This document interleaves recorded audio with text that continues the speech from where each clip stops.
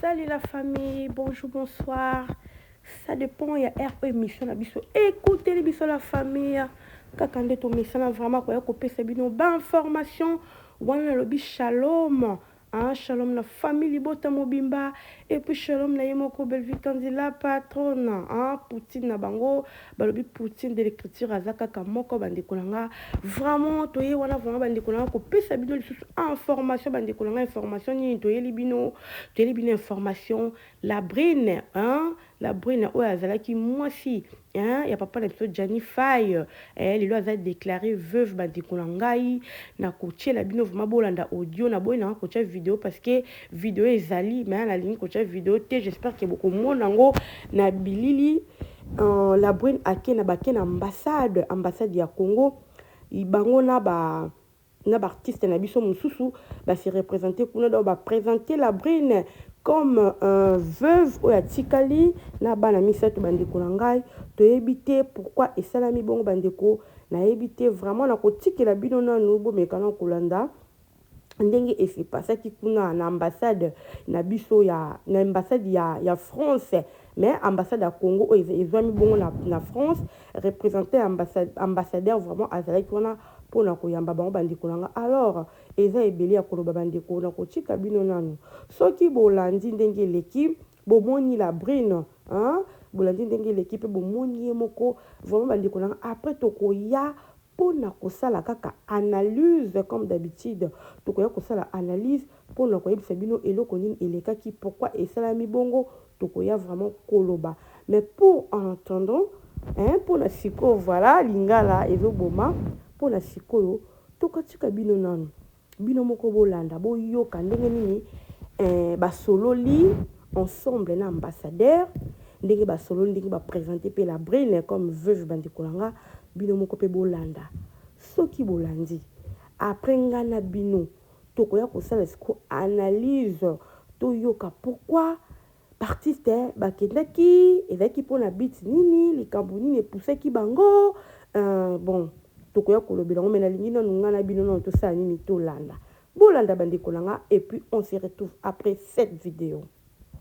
De décembre, patron Bokos, de décembre, un grand merci pour le soutien à vous. De décembre, ça nous fait tellement plaisir de décembre. Un grand merci à toi, surtout Yannick Kini, à Rombox, depuis l'Afrique du Sud, millionnaire, formateur, à patron. Yannick Kini, un grand merci, surtout à Willy Moucheni aussi.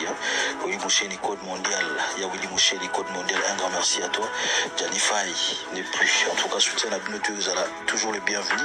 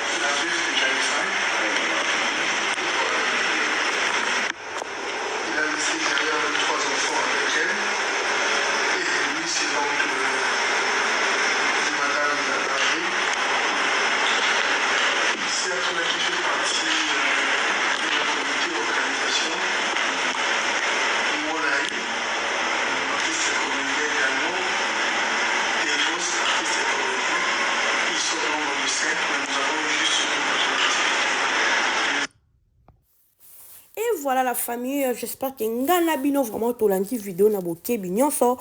Tolandi lolenge nini oyo artiste bakendaki kuna epai ambassadeur na biso na France, ambassadeur ya RDC na France. Bakendaki kotalisa ye ma ezoleka na kati ya France oyo eza moko ya congolais, artiste congolais oyo ayebi kotika bango na kati ya mboka ya France. Alors bakendaki kuna vraiment pona ko expliquer ambassadeur na biso bandeko nanga, et puis bazalaki seul te ba congolais na biso ba comédien na biso pardon, bazalaki accompagné na la brune. J'espère que bomoni la brune, la brune vraiment à se couvrir yenyo sonjo to mobimba a chepe masque to moni biso nyonso vraiment que la brune atiki mobile na ye dans mobile a kufi la brune ndenga zaona azana mawa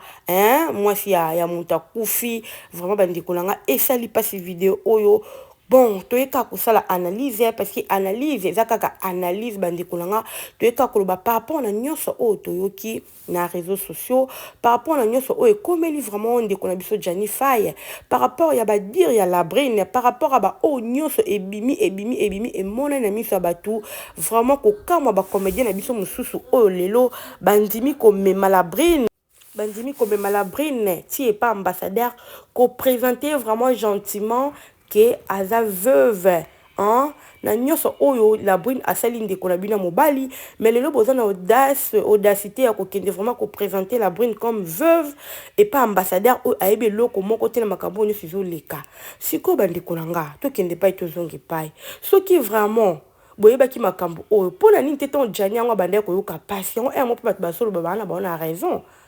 Parce que ton Jani abandaki kosouffrir, pourquoi pas bozaki maison o attend que Jani azaki artiste na biso, pourquoi pas bozaki initiative oyo ya kokende pa ambassadeur, bozoka initiative oyo te ton Jani abandaki kosouffrir ayeba pe makambo ndeko ne artiste na biso azolekisa na Congo. Lelo Jani akufi bokozaka mutu oyo asali ye mabe bokamati pe bomemi pe na epai ambassadeur ya Congo. Vraiment ba artiste na biso ezolakisa na yebi te soki vraiment eloko bone bozosala bozomona ngo normal to boza na bino na soutien de kwa Jani te soki pe ndeni nazo comprendre te. Parce que les locaux nyonso o la brune a sale et en plus bino nyonso nde bozana boyebi ke Jani bazaki suna la brune te, et puis la brune ndenga zawana basala pe civil na Jani te ozomona baboti bana mais aza mwasi na ete o aza légitime aza na légitime te o lelo bino boko meme pas ambassadeur, et puis bino nyonso nde bozana boyebi ke la brune ndenga zawana bazaki suna Jani te boza surpris Jani akufi na ndako na ye. Mais boyebaki ki abazalaki lisusu te. Siko autant bosa ba démarche pourquoi boko luka ko associer boko pa ke na bino pe bino moko isa na pe lo te bobi ke bazalaki te na ndeko na biso tala bo se présenter bino moko bo se bolobi pa ambassadeur ke oui atiki bana misatu boy bébé parce que la brune aza veuve te. Pourquoi bosa makamba bino ba comédien pourquoi so batu balobi batu bazoloba c'est pas normal. Bandeko nanga na invité vraiment ceux qui bino bo juger makambo ndengeni parce que nga vraiment na selinga bien te comment na mutu asali mutu mabe mutu anyokoli mutu mais ye wana kaka o boza wana bozo kende ko présenter bozo pesi be loge et belé parce que nga na bien ngo be loge tant que bo présenter pas ambassadeur pas lobby oh là là ayokeli mawa or aza mutu aza la base ya liwa ya Jani to moni vidéo ndenge bimi ndenge lundi wana déjà avant Jani akufa na butu na ngonde ba soignaki na mobala la brune la brune ndenga azala na mobali na ye. Alors pourquoi bino boke ko présenter la brune kuna comme veuve? En tout cas bandeko na ngai ba Congolais ba comédien na biso vraiment bo solo li mabe bo betingo mabe makasi bandeko na nga na ebité soki batu bakolanda nga vraiment bakozala d'accord nanga ou bien bino pe bokozala contre nga. En tout cas vraiment bo limbisa mais ça point de vue na ngai vraiment na sepelité na eloko oyo ba comédien na biso o baza kuna baza représenter eloko bazo sala yango na yoka kinde ba ndeko lo ba pona molai ke molai azo couvrir la brine molai azo sala boy intérêt na bino ezani na kati bandeko nanga intérêt na bino ezani na kati o alali wana akufa ezani ndeko na bino o bovanda na ye azani ndeko na bino bo souffrant na ye azani ndeko na bino vraiment comédien o bosani makambe belé. Alors ndenge la brune lelo asali ye boye lelo aki azokota na sa mabele alors bino muta bongo toboyi te azalaki mutu bazalaki na Jani mais aza mutu o bokoki kopesa confiance bongo te ezolakisa c'est comme si boza na souci ndeko na bino te to bosa makamba be famille Jani ton bazomona nyonso o ba comédien est-ce que vraiment ba ko sepela na bino et puis la brilango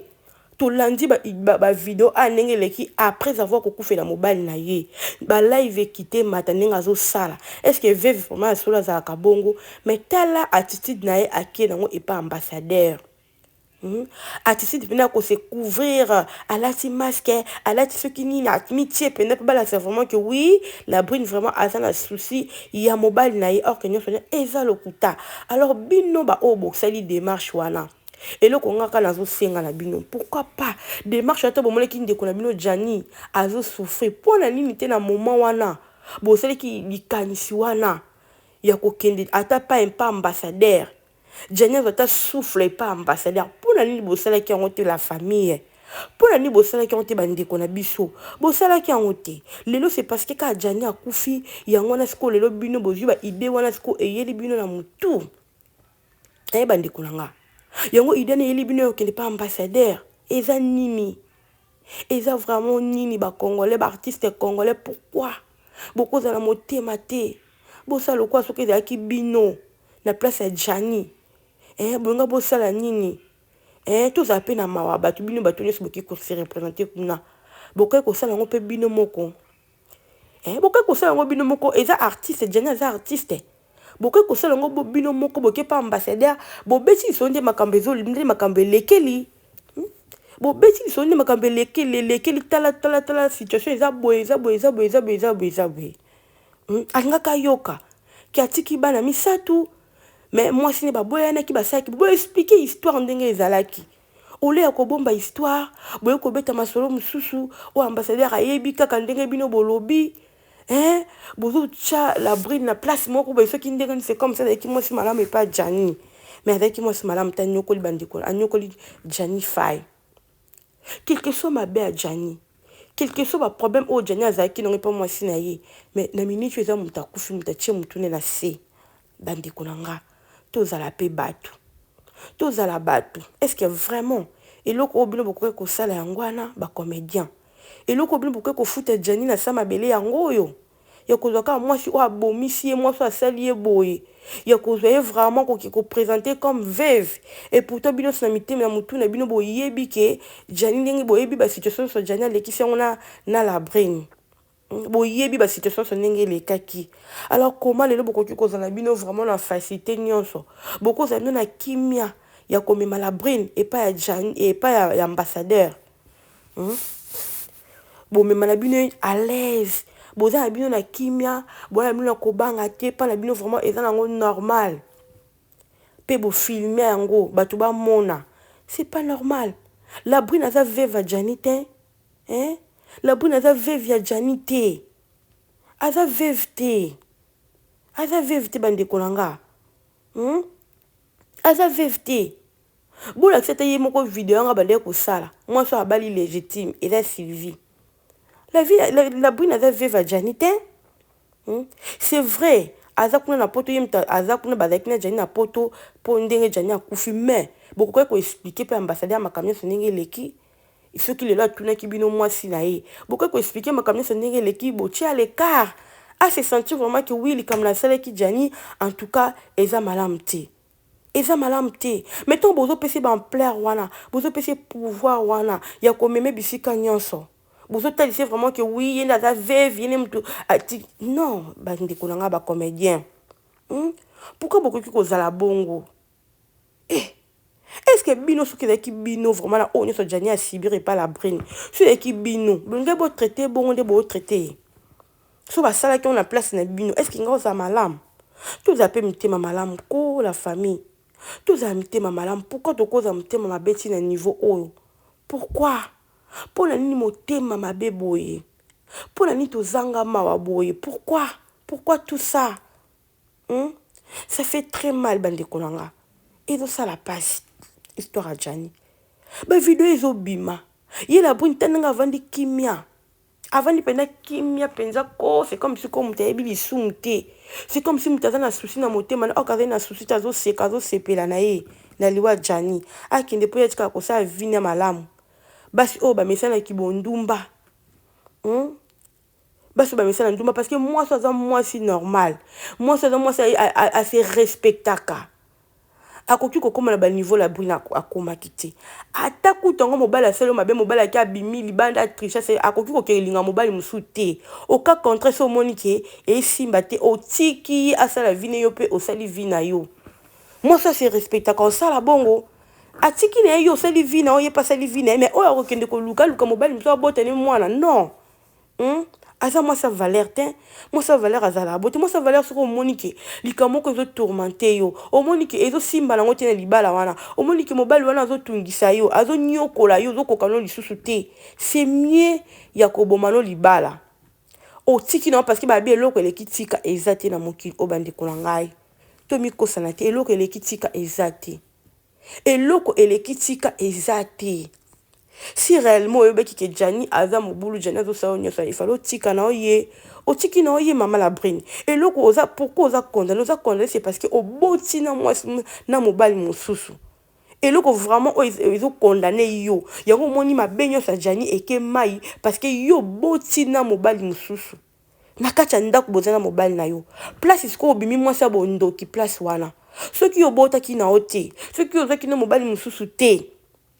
olinga bimano mwasi mabete na ono Jani pasala kiyo na baba dire non sa Jani bande koloba ndinga bande kokumisa mwasi ne Sylvie yozo yoka ozo sa nyonso wana olinga za mwasi mabete siko place obimi mwasi mabe c'est parce que okenda kozwa mobali mususu boti na kati ndako bozana mobali na yo moi ça za respecté moi ça za na valeur akibo mwasi moi so pela aza pela mwasi ya solo akoki jamais kosala makamba bongo oh mon akoki jamais kosala makamba bongo mais tango osali yango c'est parce que oza mwasi ya valeur ti tango ozwi ozo tricher na kati ya ndako ya libala quelque chose bozaki na ba problème na mobali yango olinga osala yango te soki osalaki c'est parce que ozaki oyebi ke Jani abalaki na yo te yango ose permettait que osala bongo donc on se considéra qui moi c'est Jani te alors pourquoi le loko okende ko se considérer moi c'est Jani obima veuve soki tango avec na bon moi ozaki na considération to kende ko lingana mobali musupu yebi ka bala na yo te bobotana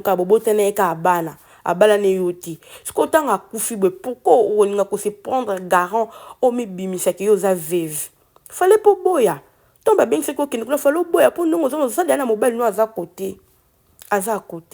c'est pas gentil balobi nyonso to sala na mokili efuta maka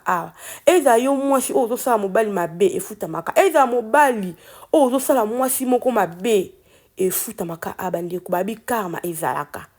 karma existaka ata lelo te ata lobi te mabele so to sala na mokili efuta maka to kofuta ngo to futa ngo la brine Jani a fouti ma bene o asala basi ni nyonso wana asala mawa asala Sylvie balela a fouti yo pe oko futa pe o yo sali Jani parce que yo ozaki mutu mopoko donc c'est les revanche te et c'est ngona mutu donc ça revanche te et ozon ça no revanche to tiki eza yena nsambi na ye mais loko yo donc ce qui revanche ya kobala ya koluka ko bomisa ye tie comme na niveau ko boma ye nde place ma bende ezali pa na yo ozomona nde place ma bende ezali nde kolanga mwasi ne place mabe ezali ne place okoti siki bondoki parce que moi si akoki osali kamba bongo te